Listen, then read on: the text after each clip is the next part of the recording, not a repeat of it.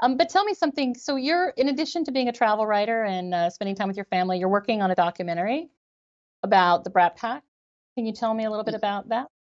Yeah, I wrote a memoir about the Brat Pack several years ago, or about my experience of being in the Brat Pack, called Brat, uh, and that was an interesting experience. So it because that was a seminal moment in my life, it changed who I would become being in the Brat Pack, and it's something that's obviously still talked about 35 years later, so there's something there, in that it has become a touchstone for a moment in popular culture for a certain generation that is undeniable. So, and I am sort of more than the sum of my parts because I was in the Brat Pack. So anyway, I had this, and it took me a long time to realize we hated the Brat Pack when it first came out. The label, we hated it.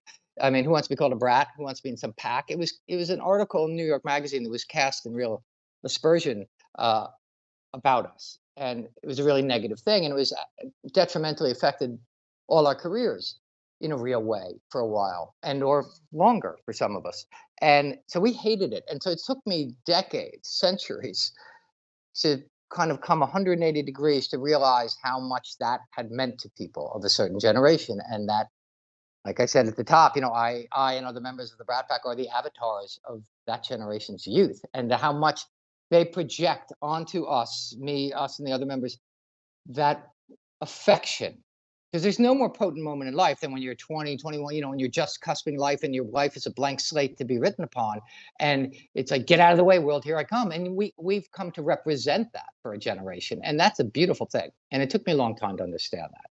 And so anyway, I then, having gone through my whole long process with it, I thought, I've never heard what any other gang had to say about this. So I went and hunted them down and called them up and said, would you come? I'm going to bring a camera and let me come talk to you about what your experience in the Brat Pack was. And so I did.